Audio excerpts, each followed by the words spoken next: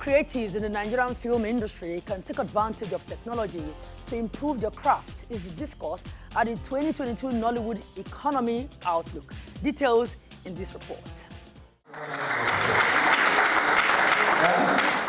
It is no longer news that the world is fast growing into a global village, and another edition of the Nollywood Economic Outlook confirms this.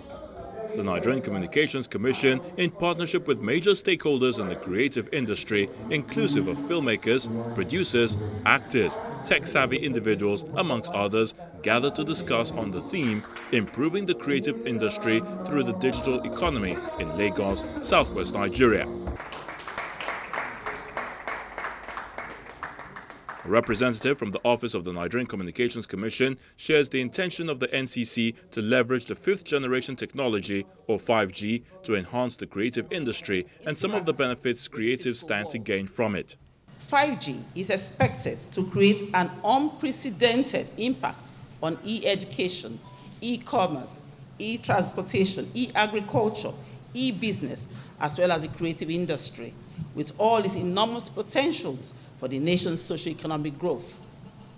5G technology promises to offer connectivity at data rates of up to 10 gigabytes per second, which is at least 600 times faster than the 4G LTE that we currently have.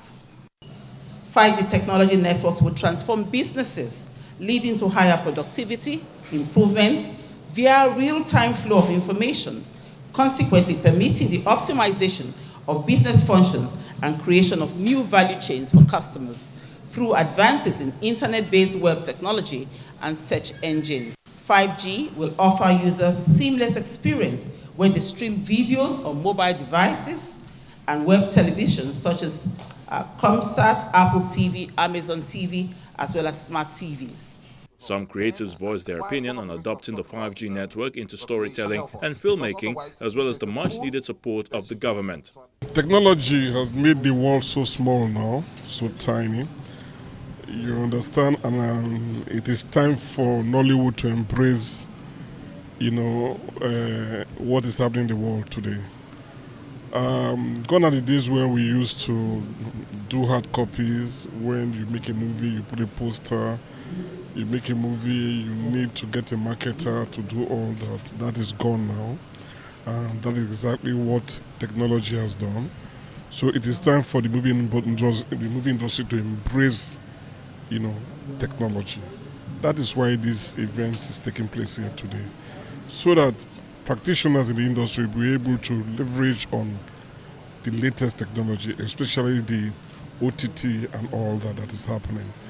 Today you can make your movie, and like they said in there, you can find out that people can empower themselves individually. They can also empower themselves collectively with technology.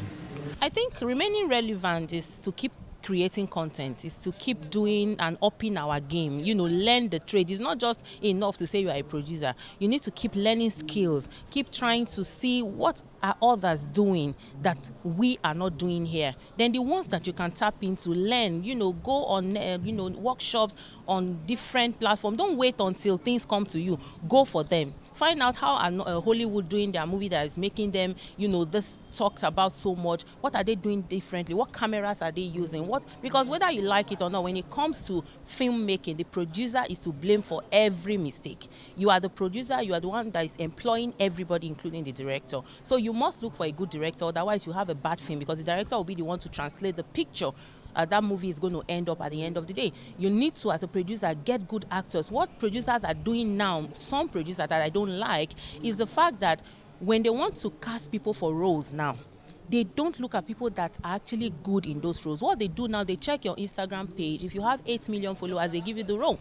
They want money, and they're forgetting that money comes with good products. If you do a product and people try to buy it and they find out that the product is not good at the end of the day, they will not patronize you again. So that's what they're doing. You make that money now with one film, but your next film will not sell. The structures are there, but are they yielding the right dividend is another question.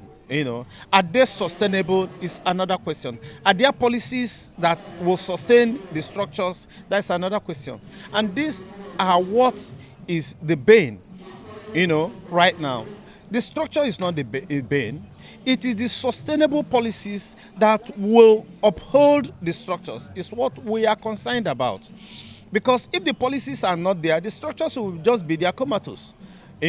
So we are looking forward to sustainable policies that will sustain these structures, that will make these structures to be vibrant.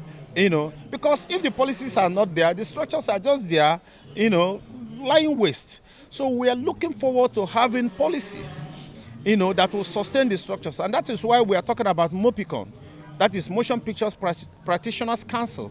If we have MOPICON in place, the practitioners will align. Just like we have the lawyers, just like we have the medical, the doctors, just like we have the other structures, that are guided by policies, by commissions.